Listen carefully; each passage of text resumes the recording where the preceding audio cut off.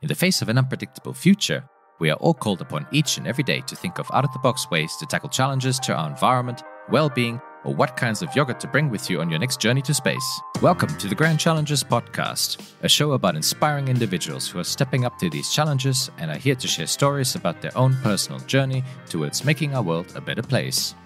I'm your host, Peter Marcus Bach, an urban planner without a plan, but with a passion for connecting across expertise and providing you access to knowledge from the cutting edges of science, engineering, technology, and design. My guest today is Arya Arabshahi, an architect and territorial strategist at 51N4E, an architecture and urban strategy studio based in Belgium. Through his diverse portfolio of projects across Europe and Asia, Arya has been challenging conventional notions of territorial planning in search of more adaptive solutions for the future. Today on the show, we unpack the idea of city making with an appreciation for cultural connections and continuity, as well as the persistence and care of nature in harsh urban environments. We also consider how a master plan may be better characterized as a palette of choices and where education in this rapidly evolving discipline should be heading. Detailed information is provided in the show notes over at petermbach.com/podcast. Thank you for joining, and please enjoy the show.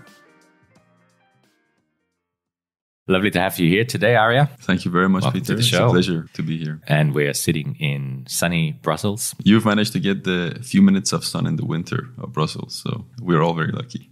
No, it's a beautiful day, and been visiting, and it's been a lot of fun seeing what you do and learning a lot more about you. Thank you. It's been a pleasure to be with you and also to collaborate Yes, alongside this trip. definitely. And one particular moment that I thought was very inspiring and got me thinking a lot when we went out for lunch on the first day that I visited the office was this corner shop.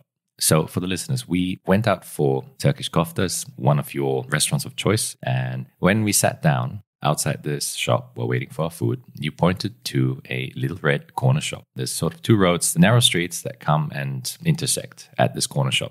And you asked me one very interesting question, which was, imagine you had a corner shop like this. What would you make out of it? And I answered something along the lines of having a sort of studio or a creative space at the back with a front-facing public space to engage people.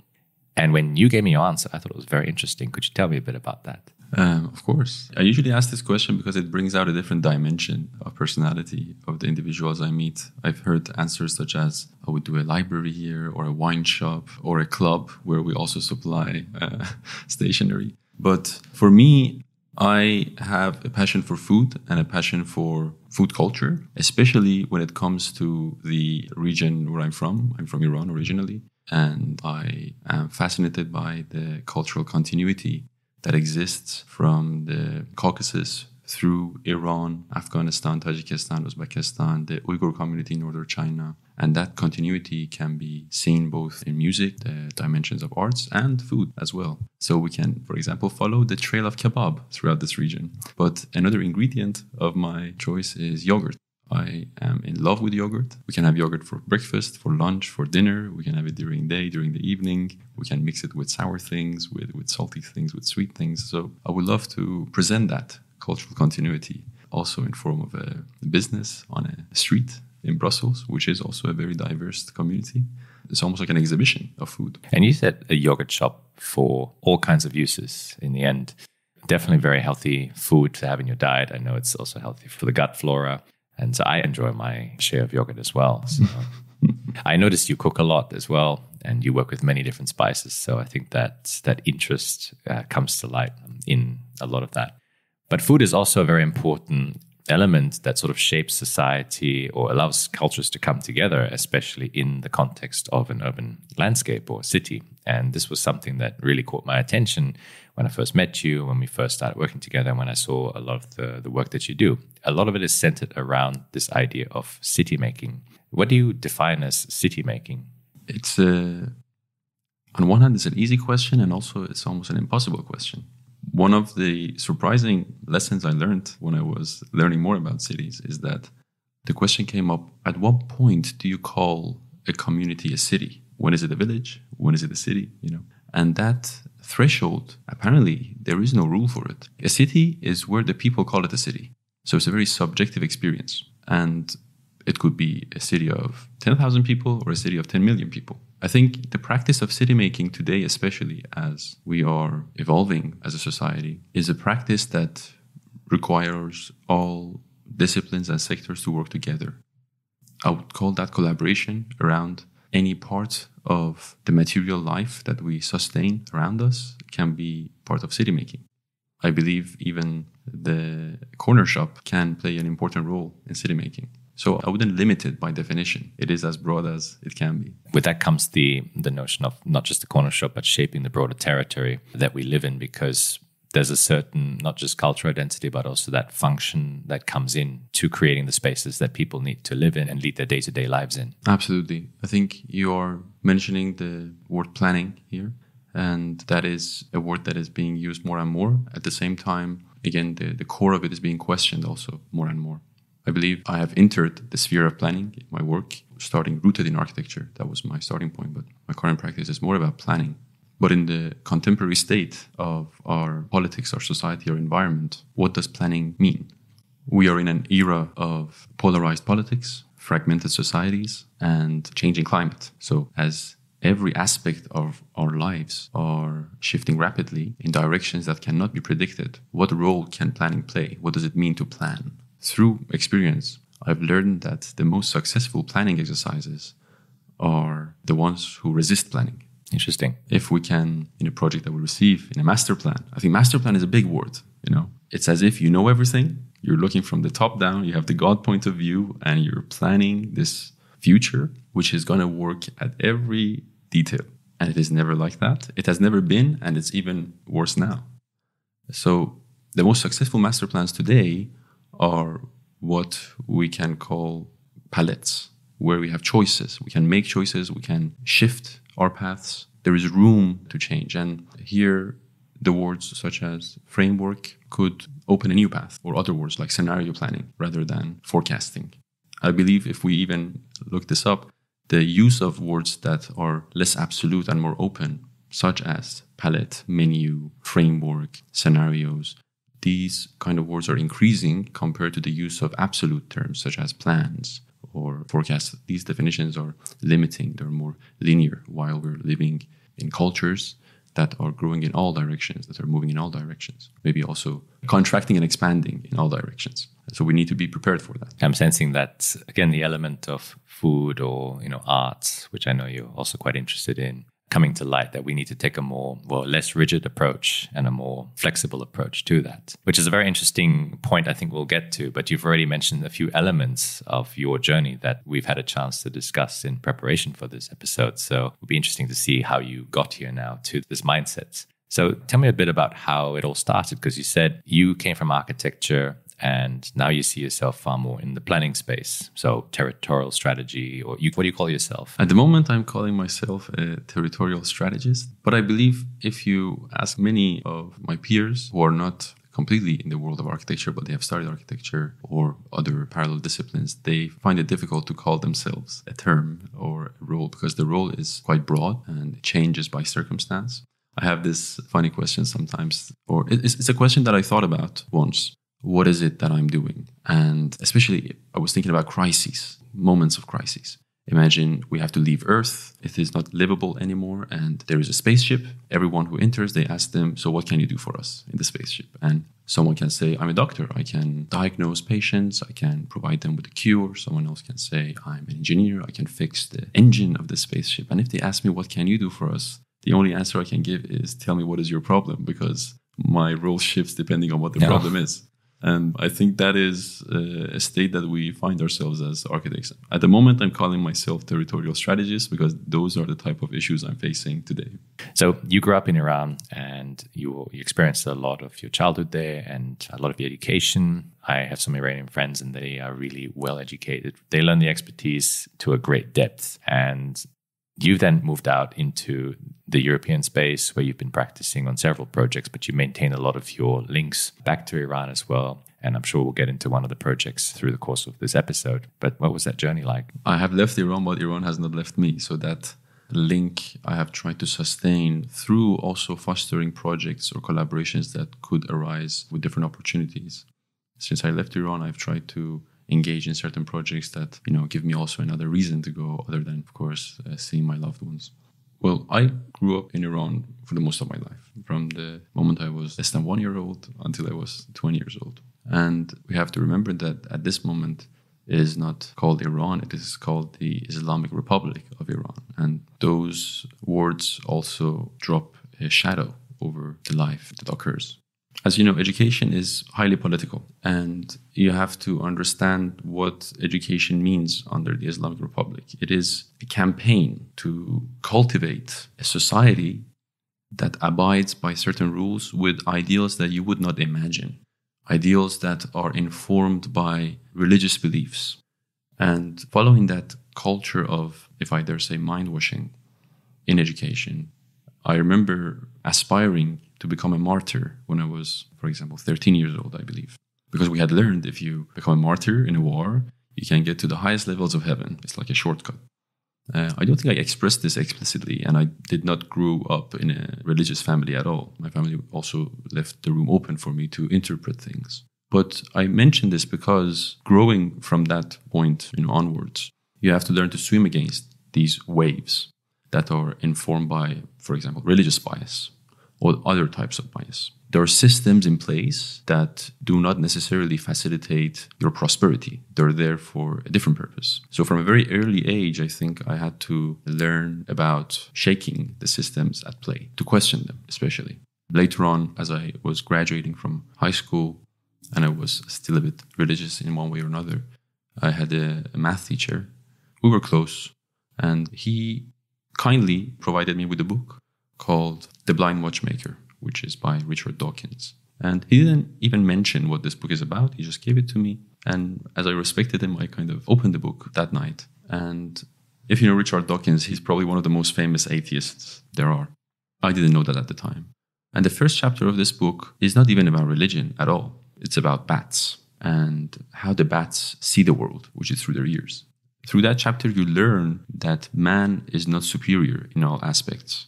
It brings down the superiority of man. And that is one of the foundations of our religious beliefs. So with that, then in the second chapter, it goes into another piece about algorithms that can start from very simple actions and end with very complex results. So that was the beginning of my journey towards atheism, which was breaking another system. To enter a university in Iran, you have to go through a very intense exam. You have to study for 1 year and you have 4 hours to respond to 300 questions. And that determines which university and which major you can go to. You have to study hard for that. The system exists in other countries as well. But going through that procedure, entering university, again, there was another challenge. It was the first time I met architecture, but with a curriculum that in the beginning seemed okay. But as I was growing in that system, again, it felt I'm not growing enough. The curriculum lacked diversity. It did not encourage critical thinking. I don't think I even knew what critical thinking was back then, but I felt there is a big gap. So again, I did not finish my bachelor's and I left after a bit more than halfway in search of an education system where I can grow in the way I believe I need to grow. So that was the moment that I decided to leave Iran and I came to London to Architectural Association, which is a one-of-a-kind school with a one-of-a-kind system. There, they broke down the building blocks of my architectural education, and the unit system at the AA is structured in tribes. In those tribes, you choose a mentor and they choose you as well. They provide a form work, almost a theme of work, and there they give you a season, 3 months, to develop your own question within that form work. So in this school, you learn more about how to ask the right questions more than how to answer them. And I think this has been a fundamental aspect when it also comes to my career today in planning. We always have to question the question. We always have to move beyond the given brief to understand what other aspects are at play that can inform the result. Very interesting moments in your career to date or in your life growing up where you had a chance to open your worldview. But what made you decide to go for architecture specifically? Was it because of the flexibility that the discipline offered? Because I guess engineering, being in a way the technical parallel, is a bit more rigid in the formulas and the equations we have. What was the reason for architecture? The reason for architecture, I think, as with most architects, was not what architecture gives you as an education, because most people don't know what that is until they go through it. For me was, one, my fascination with geometries. I was in love with geometrical equations and thinking in shapes. Second was my interest in self-expression through drawing. Third was creative thinking. I knew that I would be interested in a niche where math, self-expression, and creative thinking can come together. And when I was choosing, I was thinking of mathematics also next to architecture as a major to go through. But yeah, through some advice that my professors were giving me, I moved to architecture. There's definitely less math that I was expecting, but it's given me a completely different set of tools and skills that I did not sign up for, but I'm happy that I had them. And I think architects often have that more flexible or their ability to think more flexibly and to ask interesting questions. And as you mentioned before, you said the Architecture Academy in London allowed you to, or gave you that skill to ask these interesting questions, but not to necessarily answer them. That was an interesting counterpoint there. So you mentioned the School of Tribes. Is this different schools of thoughts? Because I know that in architecture, and as well as many other disciplines, there's usually different schools of thoughts around how we perceive a problem, how we question a problem. Absolutely. It is these different schools of thoughts, and it is rare in an education system to get that diversity. At the AA, you will have professors coming from very different backgrounds, very different continents, and they are given an open table, a white canvas to draw their brief on. Their take on architecture can be anything. That can result in sometimes not a very good unit or not a very good tribe, meaning that you would not learn the skills that you hope for. But it's also an experiment. It's a learning curve both for the studio teacher and the student. They go through this journey together. And I was lucky enough to be in 2 of these units where in one, I learned how to perform a presentation. We had to learn a lot of presentation skills in drawing, in sequencing a specific narrative, and also acknowledging the aspect of time in architectural projects. I think one of the units I was in, taught by Inigo Minz and Tyne Maston, had this interesting way of blending time within architecture. And we always had to produce these drawings that were called scores, as they put it. And we had to draw in time. Interesting. Which is a very difficult thing to do, but you learn also from your peers for 1 year. How can we draw with time? How can we also blend in aspects of community, legacy, materiality, and time and space? So bringing these together in one drawing, it's not always successful, but I think it gave me a medium to work with later in my career to always be open to present differently, to not be confined by the conventional modes of representation, which is, let's say, a plan or a section. These are just mediums of communication. These are not God-sent Bibles. So it helped me to question the format. In the other unit, which was my last year at that school, I was lucky to have Peter Swinnen as my mentor, who used to be the state architect of Flanders. And he was inspiring to me because he believed in design as a tool to inspire policymaking. He said, I have 3 metrics to evaluate your projects and ideas: urgency, relevance, impact. How relevant is this topic that you're proposing? Is it urgent to respond to it now? And what would be the impact of it? And those 3 metrics have stayed with me. Throughout that year, we experimented a lot with how to use design as a tool to inspire, but not as a tool to build on, to build buildings from. Seems counterintuitive. Like, I always would have thought planning is sort of the stage before that design, where you have the ideas to inspire, and design is where you then come up with the more concrete solution for it. Interesting. So if you look at the design stages, there is this stage called strategic design, which can even have an overlap with brief design. What is the brief? What is the question? And it can be immediately followed with what is going to be our strategy. And then we move on to concept design, then sketch design, then construction, documents, and so on. So I think the design that you're referring to is more the concept and sketch design, but there's a phase before that called strategic design. Yeah, that is exactly what I was thinking of. Concept, where it's slightly broad, and then the more detailed design, where you start to put the dimensions to the elements of your outcome. Yeah, and I think I prefer that to planning, because when you're designing strategies, you're designing avenues towards the future. You're thinking of the complexities at play, the obstacles, the incentives, and you're seeing the whole table in one frame. While planning is already putting the milestones in and deciding how you will go forward.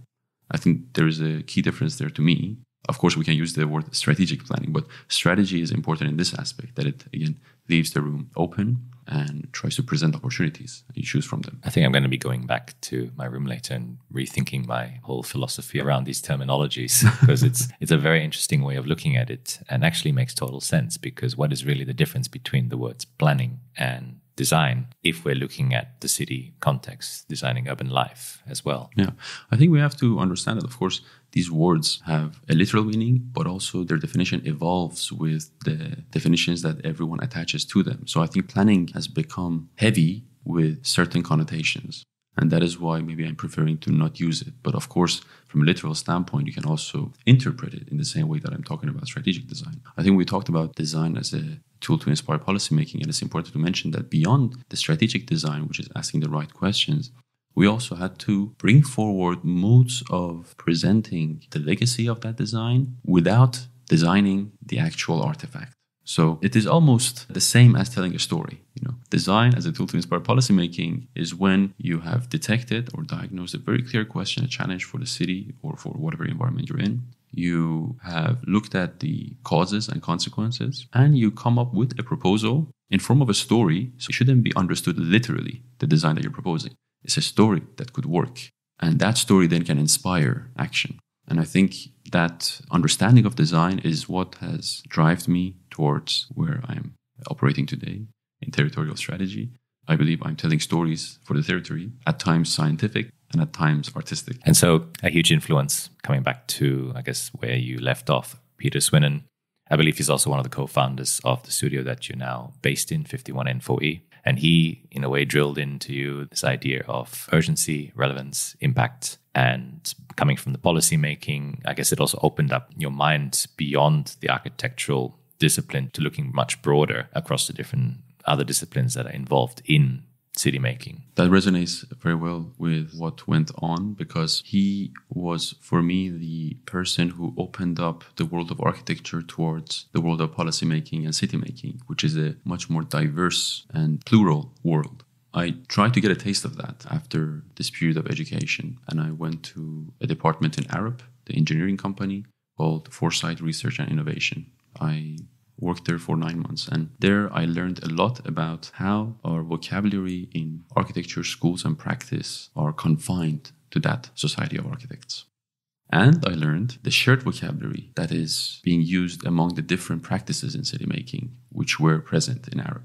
We had workshops between water engineers and material scientists. We had to talk with business leaders to see what their view is on future of workplaces. And next to this, we were also using foresight methodologies, which were about, I would say, resisting planning, and opening these paths up, which again informed this idea of strategic design. Foresight methodologies, so in a way, learning to sort of predict the future, or at least anticipate what may happen in the future. And acknowledging change as a constant. Okay. Do you have some examples of methodologies that you learned or exposed yourself to? I would say there are some familiar methodologies such as backcasting, different ways of scenario planning. And I think maybe one that is more used these days is the morphological box method, where you identify the key variables and you try to map all the variations they can have in form of a table. And there you can start to plan your scenarios through these variations that you see across the table. That helps you to put down a very complex setting in all its shapes that it can take in one frame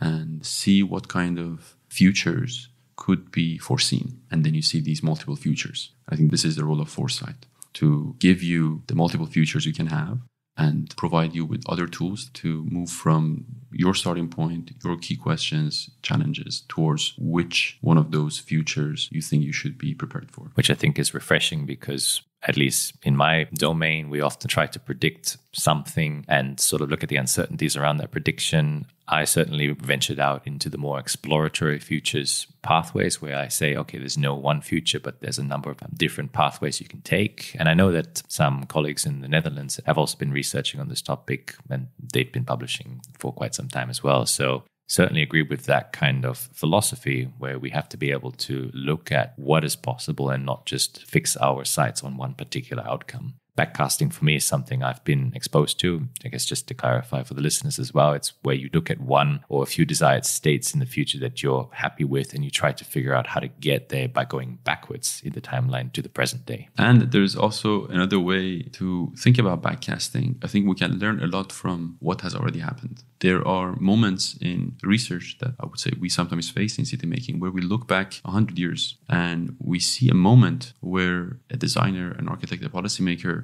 took a risk, and the risk that they took started to create an alternative to something that was seen as a fact in city making. And for one reason or another, the lifetime of that experiment ended early. Those experiments from the past sometimes are even more enlightening than when we're thinking about the future today, because they bring us an evidence that has not been used so far, and that can become a key reference for an experiment that we're playing today. I think for me, an example of that is the 1933 Chicago Expo.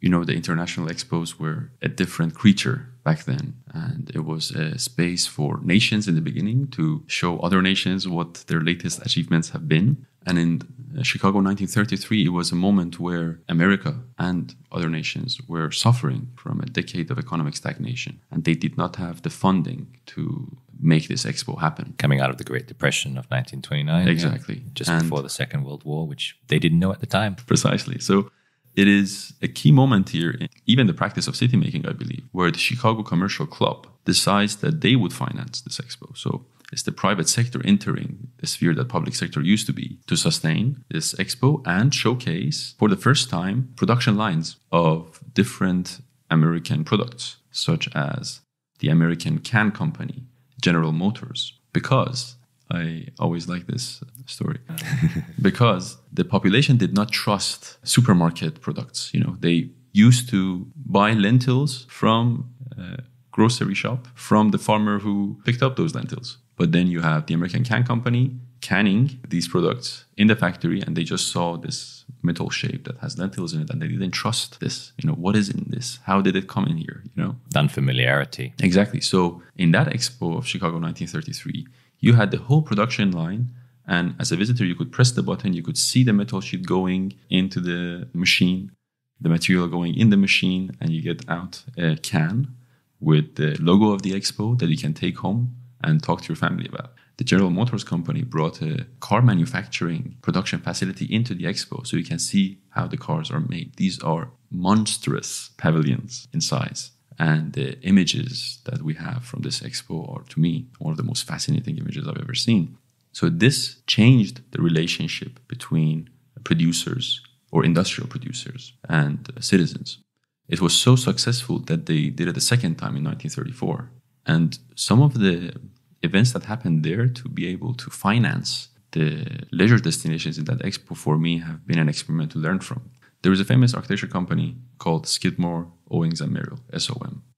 Today they build high-rises and they make master plans all around the world. But they were more interesting in the second half of the 20th century. And the Chicago 1933 Expo is one of the early moments that the collaboration was forging between Skidmore and Owings. And one of the interesting things that Owings does here is that they needed to build a elevator.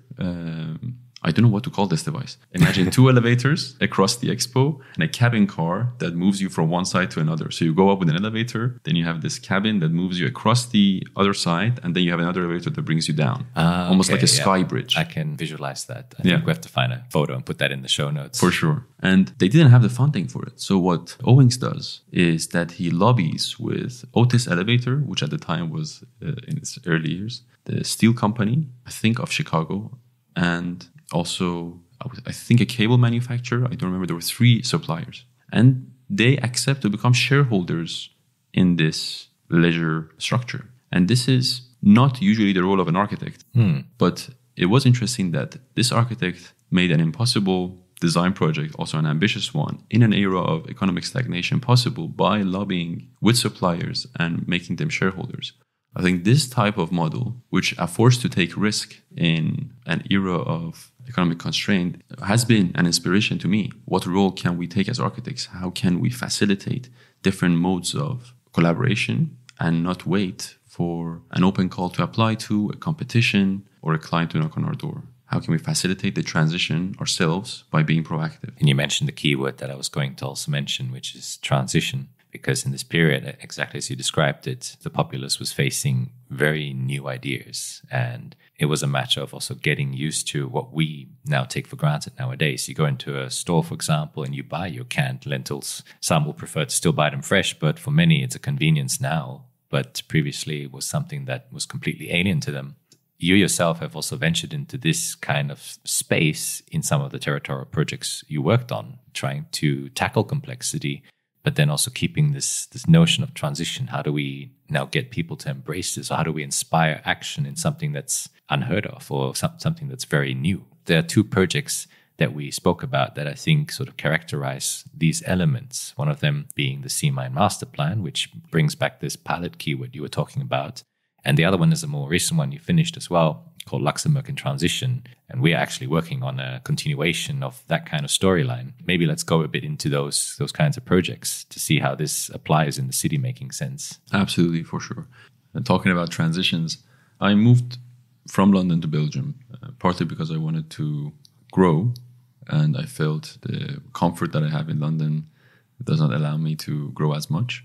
And because I had learned about the more open culture of architecture and planning in Belgium and the more public sector that has more budget for public projects, which was my interest at the time and still is. So that was about 6 years ago. And for the past 3 years, maybe even a bit more, I've been involved in projects that are trying to see what the role of planning could be in our transition towards carbon neutral society.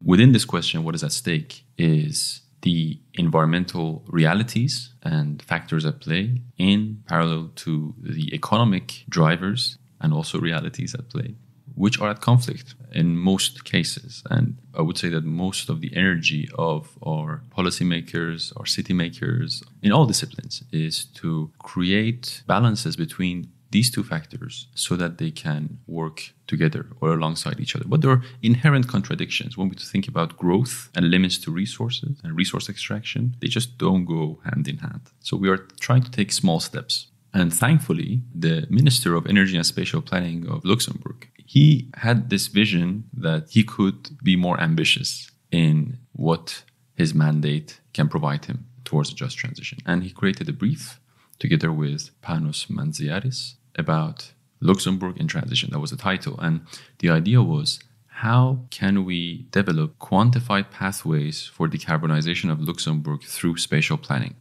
I would say the key word here for us was quantified. This is not something that we're used to in our discipline, because there are a lot of factors at play that cannot be quantified, especially demographic factors and preferences.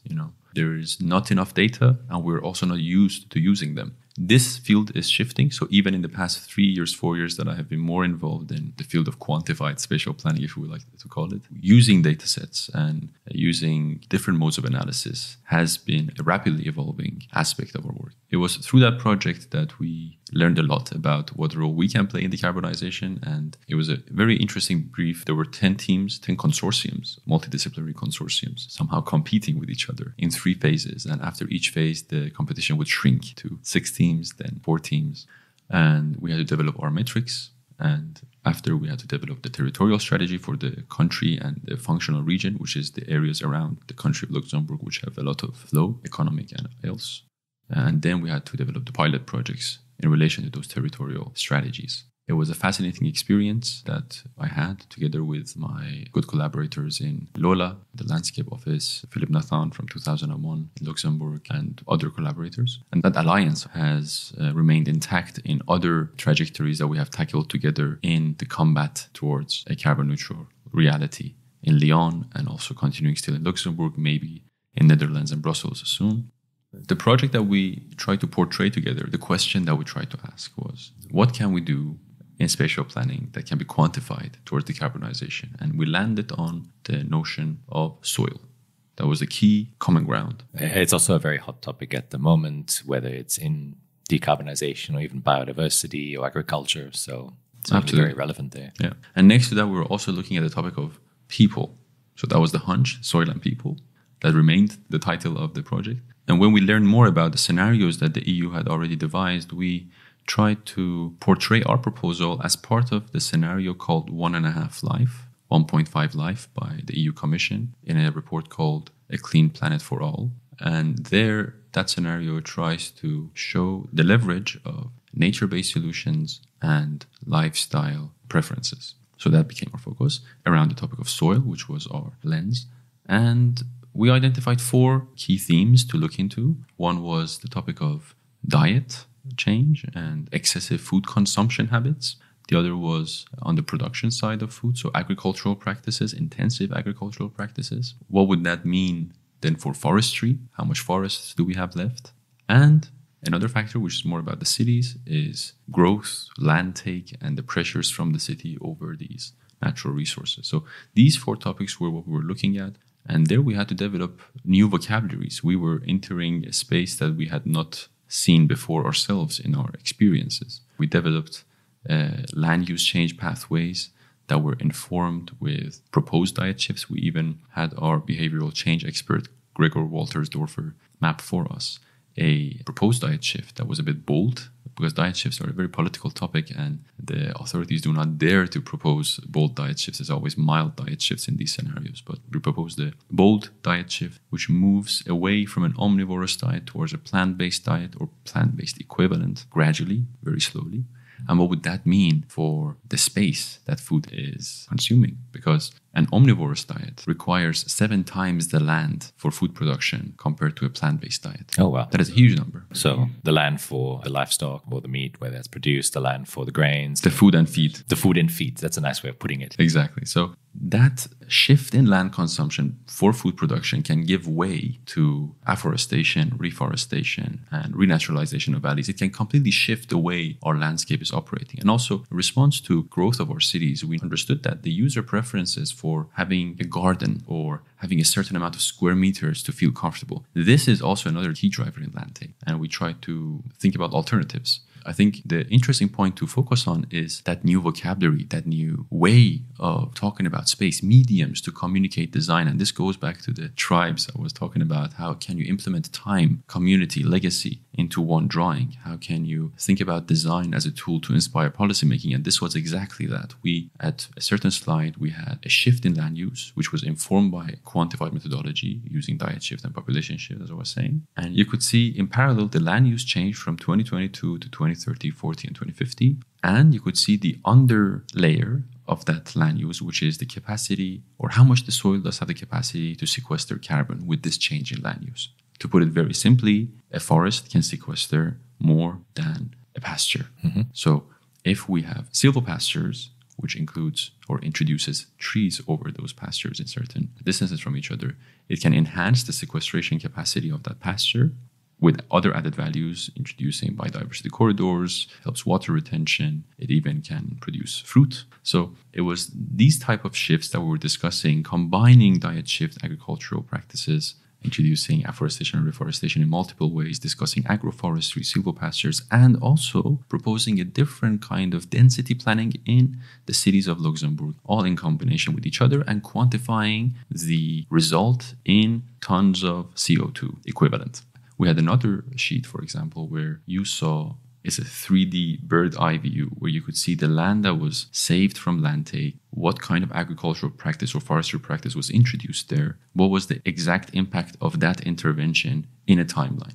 This type of outlook on city making, this type of graphic communication medium, which is combining aspects of soil, aspects of density, aspects of landscape practices, is not there. I think today in our discipline, everyone is experimenting with that. And for me, that has been a turning point in how I see planning and how I see our role in response to this urgency and how we can have an impact on this transition. So I go back to the 3 metrics of relevance, urgency, and impact in Luxembourgian transition. Fortunately, our proposals were received very well, and we now have follow-up commissions to develop further from that departure point. And so you described, in a way, really a palette of different aspects that are anticipatory, that are adaptable, can lead to adaptable policy making as well. You look at what the future may hold, but you look at different ways to understand that future. And in a way, this palette idea also comes back to one of the other projects, which is, I think, where you first pioneered this notion of a palette rather than a plan, which is in the Citymaking project. And that's a very good point. I have to bring one notion again from Luxembourg in transition, and that was the land use change methodology that we developed. How can you think of a future-proof land use plan in response to the question of carbon neutrality? Was designed as let's call it an algorithm, that you can change its inputs and its trajectories. What kind of diet shift do you imagine for your society? What kind of population shift are you having at this moment? What kind of shifts in agricultural practices are you thinking to have? And how many square meters or hectares of land, different land uses do you have today? So these are the variables. One of the positive aspects of this approach was that it allowed the policymakers, the authorities of cities, of countries, of neighborhoods to test their own paths within this process. We showed one possible path, but they could also test other paths. And our strategies that we propose, we called them a menu of strategies. A menu? It's a menu. Well, I guess it relates well to food. So. Exactly. So this maybe owes part of its DNA to experience I had before at Citymaking. So Citymaking used to be a coal mine, a very active coal mine in east of Belgium in the city of Genk. And it was decommissioned and many of the production facilities were removed. Some of the key buildings were preserved. 51M4E won the competition to revitalize that heritage piece into a cultural center, which is quite successful today. And end of 2018, beginning of 19, there was a competition for designing both the master plan for the land that was next to those heritage sites and the design for a cultural campus within that master plan. It's a very rare occasion to have to design both a building and a master plan that the building is going to be situated in. We, upon observing the site, and this was a collaboration between 51M4E and Point Supreme, a Greek office, which was a beautiful collaboration. One of the things that we observed there was the previous master plan, which went through the traditional way of planning. That means functional zoning, parceling, selling the land or agreeing with a developer to develop that land, and then selling the property. So at the end, you develop public land with a planner functional zoning, which is, I would say, monofunctional in pieces, usually. Not very efficient either, if it's just monofunctional. No, there are zoning categories, depending on the context you're in, there are zoning categories that leave the room open for multifunctional development. Mm-hmm. In that specific zone, it wasn't a multifunctional zoning. Yeah. And sale. So they made it into private property at the end, which would, in a way, block access. It would completely shift the identity of the site. And it was also designed for a specific kind of lifestyle where you have a 2-story house, you have a garage, there are wide roads, you can take your car everywhere. But the landscape had a quality that could not be ignored because these coal mines were fed with forests, so the wood from forests, and the rubble out of the mine would end up in what becomes a hill at the end, what they call territorial. So imagine you have a hill with a very specific type of biodiversity, which is close to ruderal species and pioneer species, which are in a way growing in impossible conditions there to facilitate a transition towards a more flourishing nature. You have the forest. You had this vast landscape next to it with also other types of pioneer species. And what we wanted to do was to put a stop at this mode of conventional planning, which is parceling and sale and private property and car-oriented lifestyles. We said, okay, let's go the opposite way. We put the campus, the cultural campus, on the intersection of 2 roads to block the car access. We talked about the pedestrianized zone or pedestrian first zone later on. And in the master plan, we tried to resist planning. We said, let's not plan for something that we don't know if it would come or not. Let's not plan, for example, for a cultural campus on that side if we don't have already a demand for it. We have no possible way of understanding this could happen or not. So how can we resist planning? How can we also resist private ownership? Can we come up with a type of zoning that is not functional? How can you then zone? How can you manage? How can you govern this piece of land, public land, which we see as highly valuable, generous, and with full of potentials? So breaking the structure of conventional hierarchy, systematicness in planning, I find that quite funny and also scary at the same time. Very scary. Really trying to make it non-rigid. Very scary. So the city already had a demand for a certain number of housing. And what we tried to do in the proposal was to concentrate that demand for housing onto the edges of our site to create more dense living environments, leaving the majority of the landscape open. In that way, we could justify a business model for the city because they also looked at an economic return and try to preserve the various qualities that this public land had. So for the challenging zoning part, we ended up developing something called, or we called, the soft grid.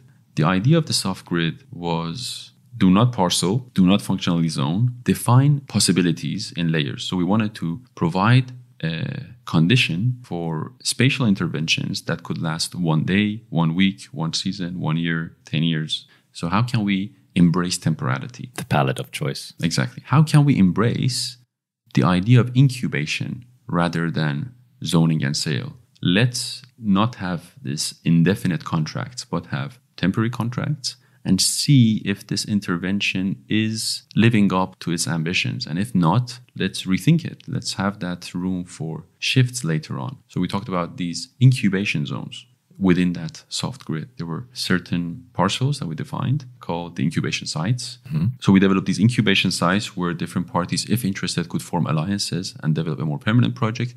On the areas outside those incubation sites, the less permanent structures, more temporal structures could take shape. And this was a very high risk for the city to take. We tried to show them what happens if we don't do this. What happens if we plan like before? And we had these model making workshops in the meetings where we could produce spontaneous models. As the conversation was going forward, we would show, okay, if we want to do this, this is how it would look like. This is how the land will be taken. This would be the quality that you will lose. And let's not lose this potential and opportunity. And we were very fortunate that the city aldermen of Genk were ambitious enough. We were very fortunate that on the other side of the table, as one of our clients, we had people like Louise Osieka, who is now the director of Citymaking, who really pushed for this ambitious approach. And we called for a charter of values as a way to govern rather than following zoning. So we showed the possibilities, these layers, the layers of landscape following permacultural values, the layers of temporal structures outside the incubation sites, the layer of incubation sites. And the idea was to govern the site as a festival, almost. As a festival? Yes, we were inspired by festivals as a mode of governance of land. But to also set some benchmarks of what are the values to aspire to, what do we want here, what we are not looking for in this soft grid. We talked about a charter of values where each new member in the soft grid would read this, sign this, and it's almost a form of contract, a bit more abstract than a sale contract, but around values rather than around square meters. And this would allow for a much more fluid dynamic between the different pieces and different members that are playing in this site. But also embed a form of philosophy and thinking to bridge collaboration between the people who are going to be on the site. Absolutely. And this needs work. So I think the difficulty is they asked for a master plan of us. We did not deliver a master plan. What we delivered was part master plan, part palette. The soft grid was a palette. It was the beginning of a new mode of thinking about governing a public site. And it has been developing since. It is still ongoing. It is 2023 and the soft grid is still alive. There have been some temporal interventions. The building project is moving forward, not on the intersection, but kind of on an intersection. And the charter is in progress. It is being developed slowly. I mean, these are very small steps at a time. But we look forward to fostering a platform for planning, design, and governance in one of the most surprising areas in Genk and see what can come out of it. I would say this is a pioneering project that I cannot compare to other projects that I've seen around. So this idea of keeping the room open for governance, acknowledging change, embracing change within the planning process is something that also stayed with us in Luxembourg in transition. And I guess it's still uncharted territory. Pun well intended. But the idea of this charter is a very interesting way of at least bringing people to the same mode of thinking. And so that you do that early on in the process so that everyone has a shared vision going forward. Absolutely. That is exactly the role of the charter. That's lovely to hear. And it's also really that foray into understanding how we can design for humans, but also the environment at the same time and how to balance between them. And you mentioned at the start of the show that you left Iran, but Iran hasn't left you. And in a way, this experience on Citymaking came before a particular project that I think you really are very fond of and has also been a very interesting experience in working with these kinds of ruderal species. It's a project that you developed together with your friend and collaborator, Luvidi Marco, and you called it Ruderal Acts. Thank you for bringing that up. As you say, it's a project that is close to my heart. And as we talked about it the other day, I realized how much it has left a footprint on the initiatives that I did later on, because it went to the essential question of what is the relationship of us as humans towards nature today. This topic is now, I would say, a global topic. We are all thinking about it. We cannot think about our cities without thinking about our landscapes. We have to understand, there is no other way. We have to understand the deep interdependencies that exist between the cities that we live in and the natural resources that these cities are dependent on. This could be a green belt. This could be a garden at the back of our house. This could be a whole country and its food footprint. It all comes back to the same question. Rural Acts started with one of my frequent travels to Tehran. And Tehran is planned a bit like Los Angeles. It's a network of highways connecting different neighborhoods. And it was designed supposedly as a garden city by Victor Grun and Farman Farmayan in the early 70s. That was the last master plan before the revolution of 79. But is Tehran a garden city? That's the question. I believe the municipality tries to keep the gimmick of a garden city while the valuable pieces of green space and natural landscapes are diminishing and are being sacrificed for economic returns and commercial developments. The municipality of Tehran tries to, through the highways, which are the main arteries that you experience the scale of the city, on the margins of these highways, there are inaccessible green spaces, and there are a lot of them. That by itself is not an issue because it also can contribute to, for example, biodiversity corridors. Mm-hmm. We know that along infrastructural lines are quite interesting opportunities to contribute to biodiversity corridors. But what caught my attention and shocked me was the narrow spectrum of care-intensive species that were planted, such as grass, such as roses, in a context that is suffering from water bankruptcy.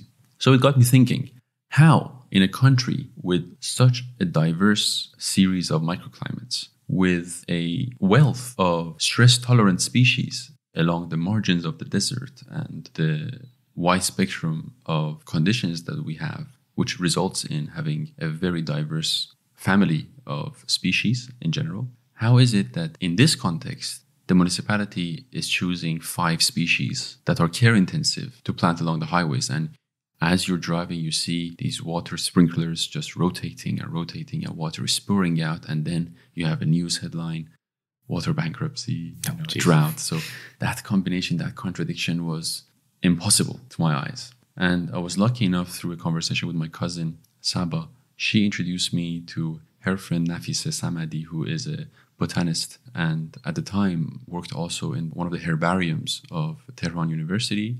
And in that herbarium, interestingly enough, they investigate C4 and halophyte species in Iran. And C4 species are species that have a more efficient photosynthesis, to my understanding. I'm not a botanist, but I tried to understand the topic. And for me, that was mind-blowing. I felt I have landed on the exact spot that I needed to land.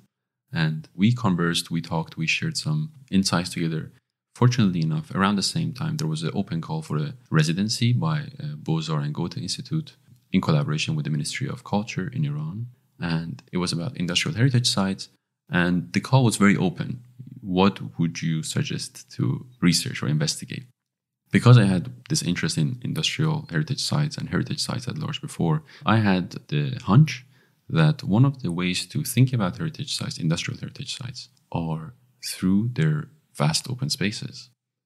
Of course, these are designed as campuses. There are many beautiful large-scale buildings that could be a topic of research in their own right. But one aspect that is usually left neglected is the vast exterior spaces. And industrial sites are very difficult conditions for nature to overcome. So this brings us to this question, the relationship between man and nature and the idea of the walled garden and paradise.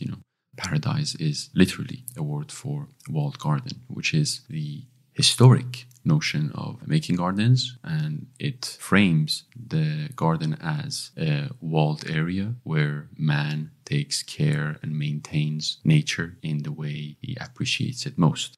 So I would say it's a one-way relationship. Here we thought, especially considering the contemporary urgencies that we're facing, it's an opportunity to question that relationship and think about gardening beyond the wall. So that is where the Gardening Beyond the Wall subtitle comes from. And ruderal literally means growing from rubble. And it is referred to species that can grow in these impossible conditions. So imagine a cement factory south of Tehran, which of course has this highly alkaline nature, being abandoned for 30 years, closed doors, no human care. And you open the doors and what do you see?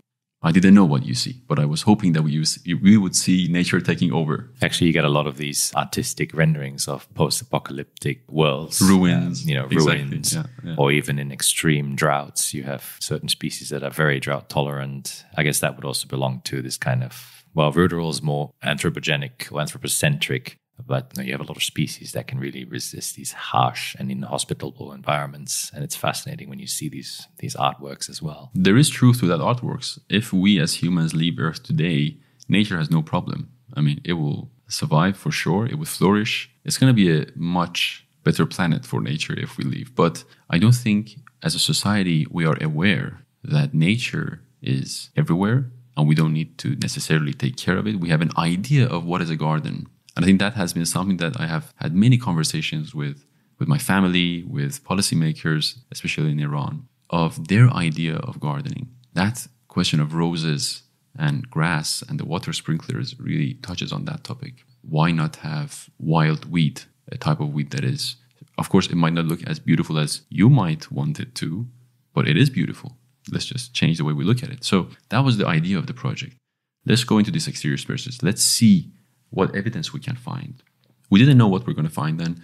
We couldn't even access the site. There were multiple complexities because of the pandemic, because of political issues globally and also on the site itself. So what we did was I asked a friend in the municipality to go and visit the site for me in one of their visits. And I said, can you send me a few pictures of the species you see there growing? And she sent me a few pictures with a sad emoji saying that these are the only things I can find.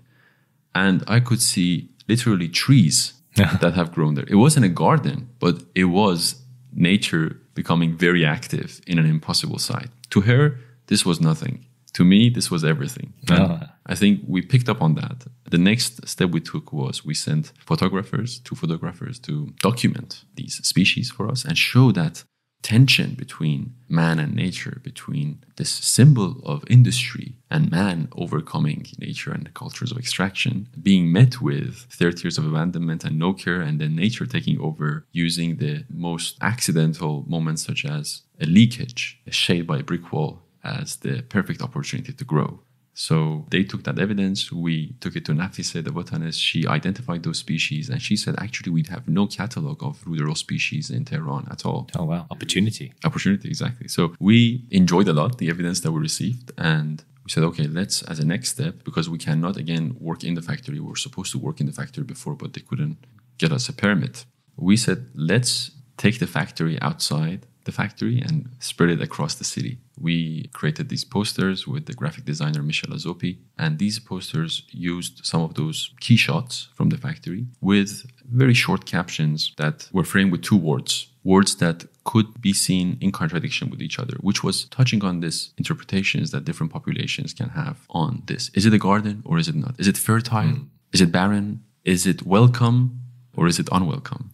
And these words were overlaid with these images and we pasted them across one of the most symbolic streets in Tehran that goes from north to south. And that in itself was a whole other guerrilla project that we organized with another cousin of mine and the printing company and the photographer to document how people react to them.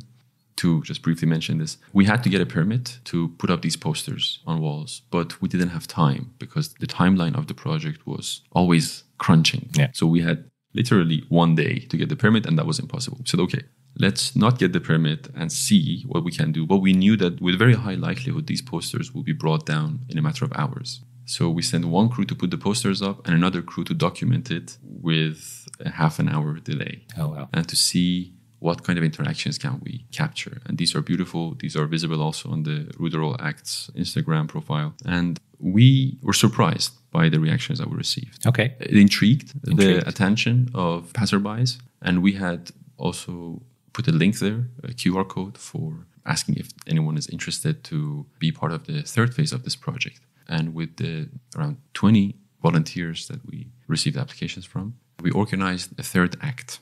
So this is the third act of rural acts. The first was the atlas of the factory. The second was the campaign in the streets. And the third was the act of care by these contemporary gardeners.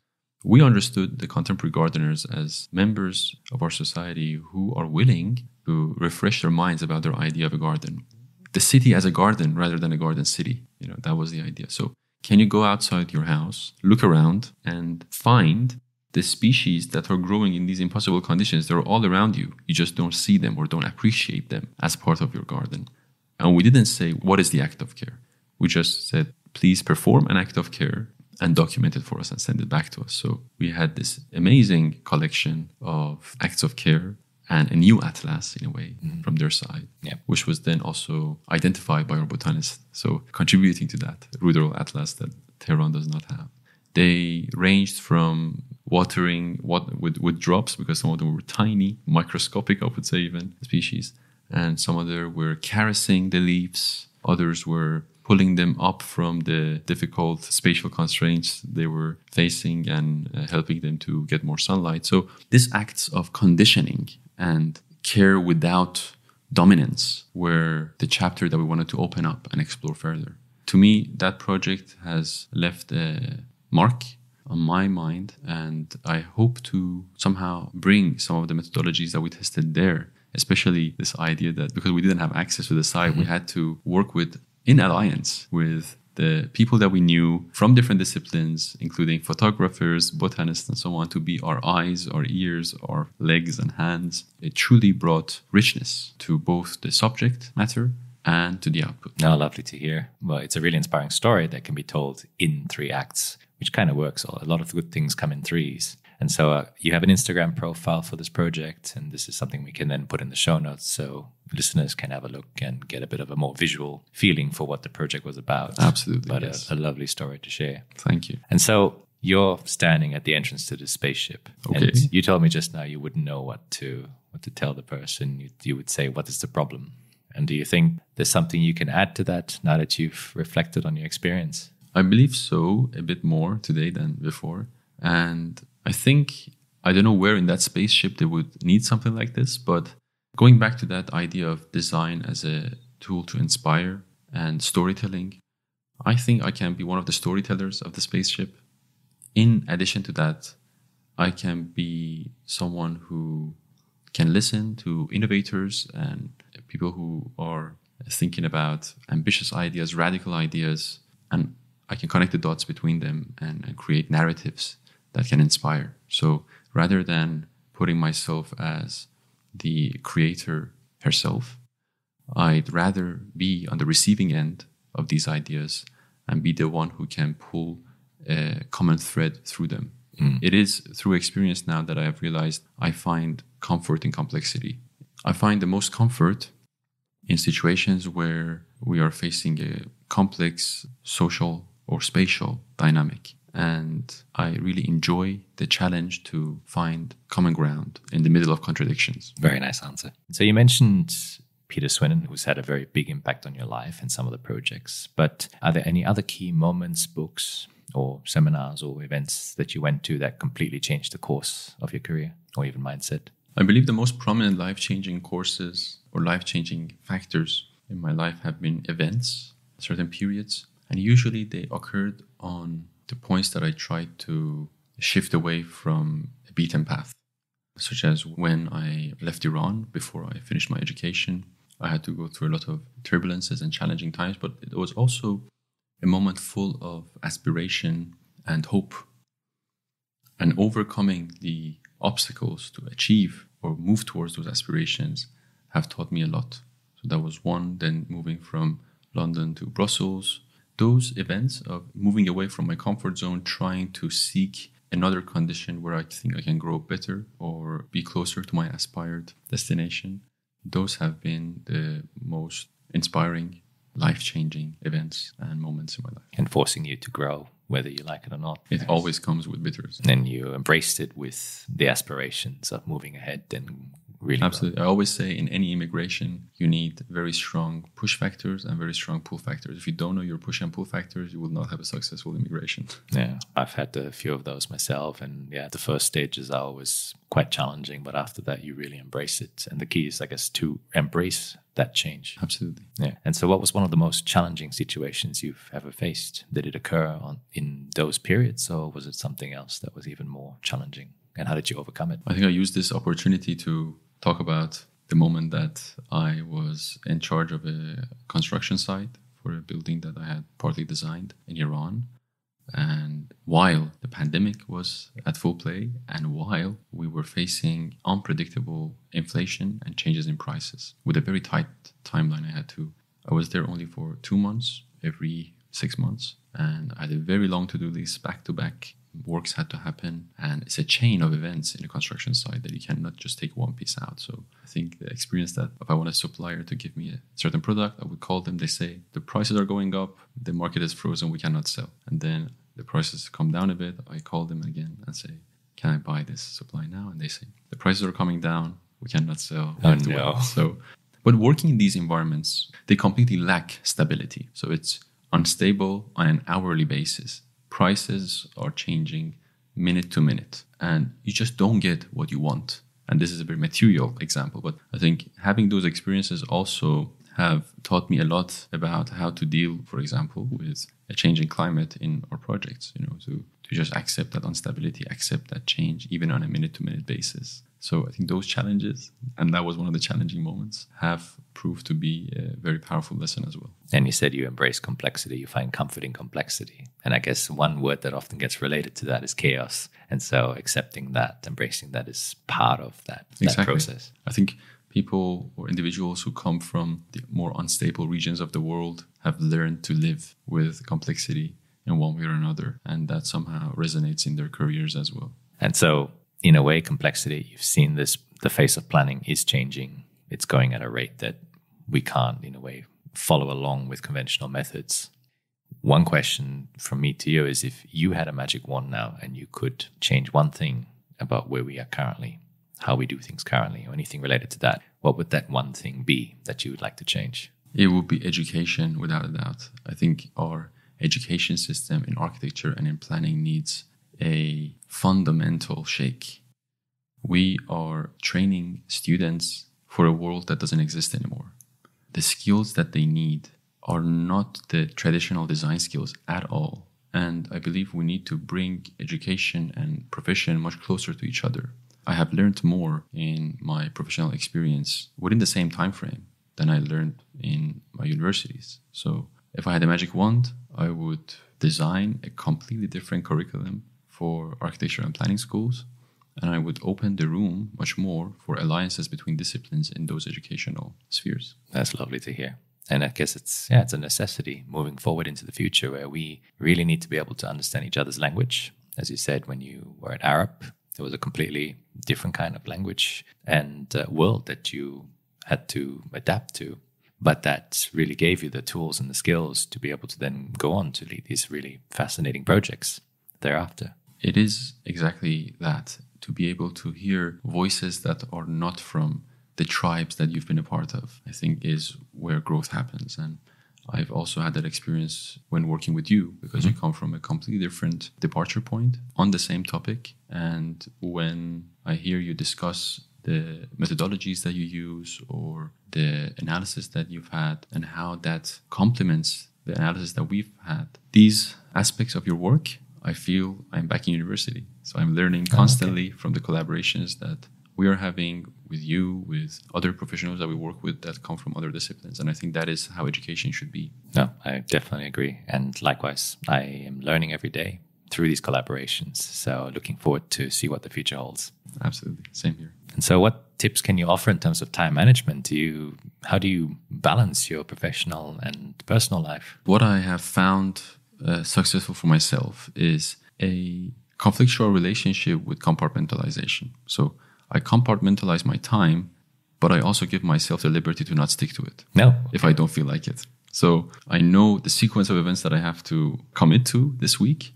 I leave some gaps open. For example, Wednesdays are a gap for me. I try to reduce my work days to 4 days a week because I know that it allows me to reflect and allows me to make more informed and more holistic decisions during the other days of the week. If I'm working full-time 5 days a week, I start to narrow down my scope of opinions and views and thoughts. So compartmentalizing those 4 days a week and then leaving these gaps and a bit in the weekend, a bit in the fifth day. Of course, they intermingle. It's not an absolute thing. That's what I mean by compartmentalizing but not sticking to it.